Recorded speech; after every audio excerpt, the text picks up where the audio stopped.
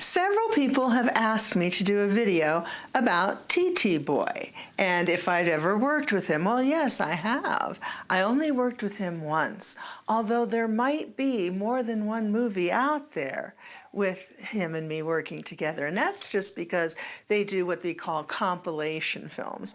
They'll take scenes from different movies and put them all together in a new movie. And no, we don't get paid for that. We don't get royalties. We don't get anything additional and no benefits at all from that. But they do it to make more money for the production company and the distributors. So working with TT Boy was great. He was a nice guy and very easy to get along with. And one of the things that I really liked about him was that he asked me what I liked and what I didn't want, and he stuck to it. He was very easy to work with, never tried any dumb stuff or tried to do stuff I told him I didn't want to do, like Rocco Siffredi or a few other people. But he was great. And something you need to know about making these kinds of movies, when you're doing an action scene like that, you're not focused on the other person exclusively. When you're in real life, you're one-on-one, looking at that person, interacting with that person. But when you're on camera, you kind of have to open up towards the camera so that the camera is like a third person involved in the scene so that they can see the action, see what's going on. It's not necessarily as comfortable as it would be in real life because, again, you're focusing on letting everybody see what's going on rather than just the person you're working with. And that makes it a little more difficult. TT Boy was very good at that. He was very good at being aware of what we needed to do to make sure that they got the right camera angles and that they captured the scene well so that the audience got a good idea of what was going on between us. I regret that I never worked with him again. Another issue I would like to address is you may have noticed that on my YouTube channel, I don't just exclusively talk about my life in the business when I was making movies. I also do music videos. I edit the music videos. I decide what kind of storyline, if any, and what footage will be used in these music videos. Most of the music is not mine.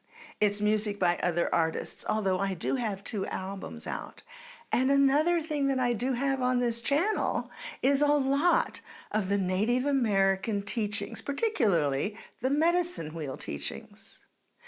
I was very lucky to study with 4 different medicine men and women, and they taught me a lot about the traditional teachings of our culture. And I want to share these things, preserving them in history, because all of these men and women that I studied with have passed.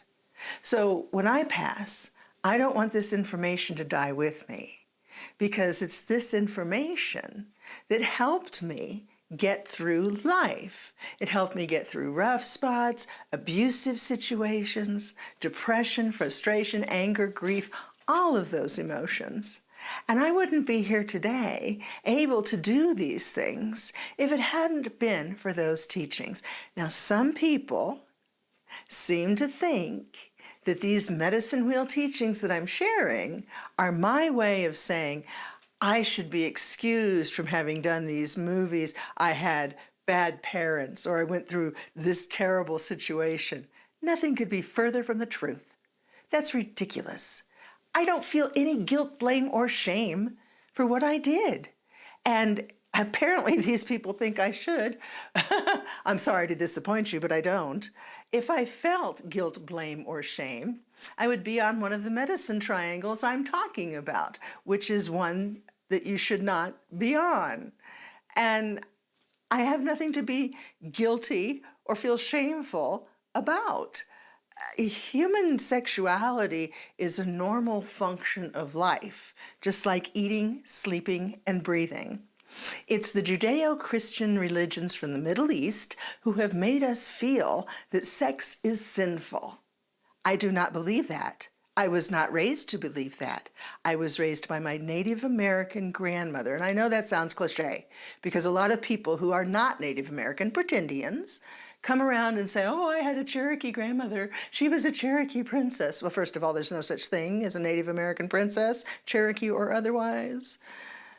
But some people actually do have Native American grandparents. My grandmother was Native American. I never met my grandfather, but I was raised by her. And she taught me some things as well, not nearly as much as I learned from the Native American medicine men and women that I studied with.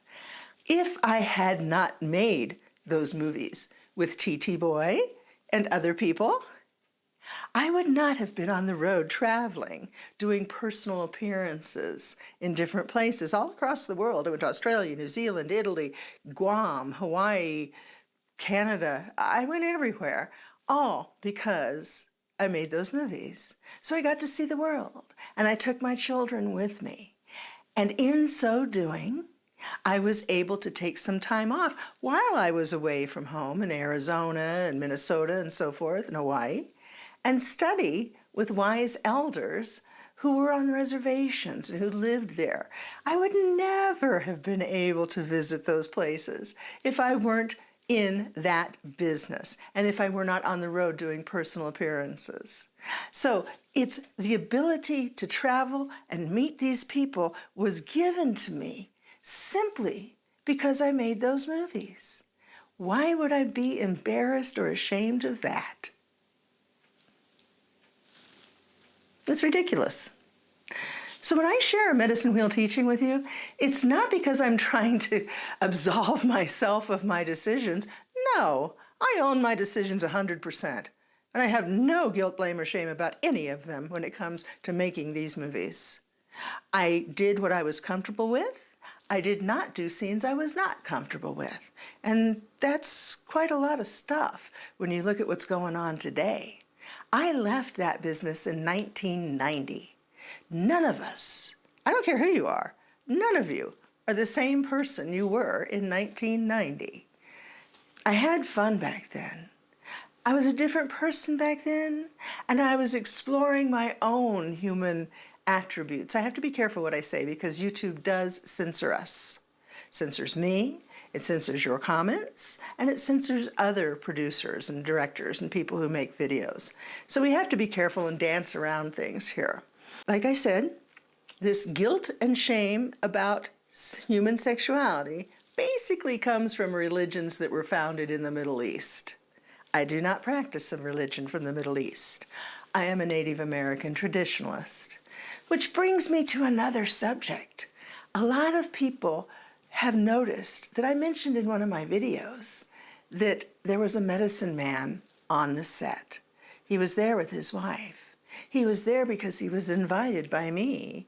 He wanted to be there because there are also Native American explicit sexual teachings that he taught. I did learn some of these things, although that was not what my area of expertise is in or what I was really interested in. I was much more interested in mental health and how to make sure that we keep our head on straight and don't get overwhelmed with guilt and depression and anxiety, stress, grief. So that's what I focused on, those teachings. But there are also sexual teachings as well. And if you're interested in those, they're available on my Patreon page because, again, we get censored here. I can't possibly tell you the explicit teachings that I learned on this open channel. It has to be on Patreon to protect everybody. So if you're interested, that's over there. But T.T. Boy was very good to work with, very knowledgeable, not only about how to do what we had to do in front of the camera, but also how to open up to the camera and make sure that we gave people a good visual of what was going on, which is not always easy. It's not as easy as it seems. And many actors I worked with were not really capable of doing that as well. So anyway, my experience with T.T. Boy was very good. And thank you for watching.